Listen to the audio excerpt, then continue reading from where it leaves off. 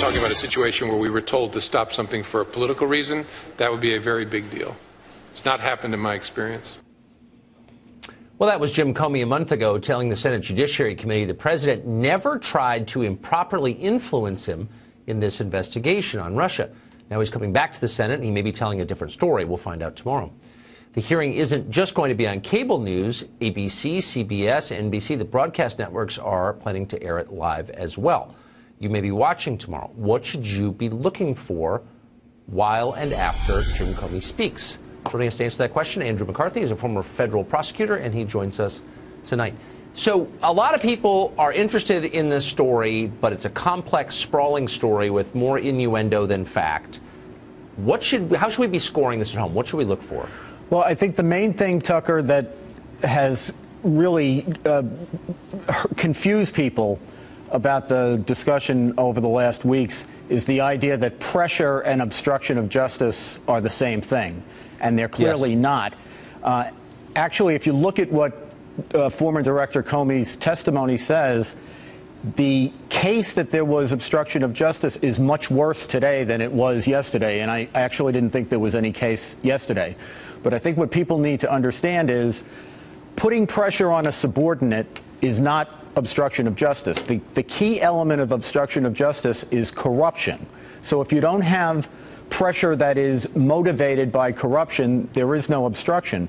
And the president has as much authority or more to exercise prosecutorial discretion as any of the subordinates he has who are U.S. attorneys or FBI agents across the country. So I think to the extent that these two concepts have been conflated, it's important to separate them. Pressure is not obstruction. So by discretion, you mean he doesn't have to sit passively by while people who work for him run these investigations? He can attempt to influence them? Well, he certainly can, but what I mean by discretion is in United States attorneys' offices all across the country every day, prosecutors dismiss cases even though they could be prosecuted for a variety of reasons. They weigh the equities and they decide whether a case ought to be brought or not. If you look at what Trump is alleged to have done here, he went through the calculus that's very much like what a prosecutor does in a normal case. He said, okay, here's what they're accusing this guy of, evidently false statements. But on the positive side of the ledger, you know, he didn't do anything inappropriate with Russia. He's already been laid low. Right. I had to fire him yesterday. He's already been humiliated. Enough is enough. Now, you may not agree with that, but it's not corrupt. And it's the kind of calculus that happens all the time in an exercise of prosecutorial discretion. Interesting. So what else should we look for? Well, I think there's going to be a big to-do about this whole business about whether Trump sought a loyalty pledge from Comey or not. And that, I think, is a lot more complicated than you would get from what we're hearing people comment about all of this.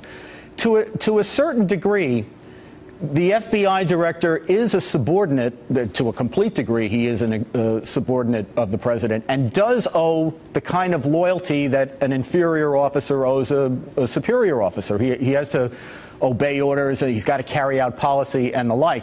I think Comey's quite right that what he really owes the president is honesty, and in actually being honest, that's how you're best loyal to the president.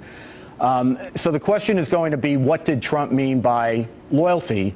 And I think to the extent that people say that loyalty is not a factor in these superior-subordinate relationships, that's not the case.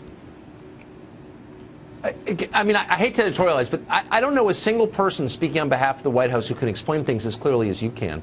Well, you probably don't want to work there, but it would help. Them, anyway. Andrew McCarthy, thank you for coming on. That was really interesting. Thank you, sir.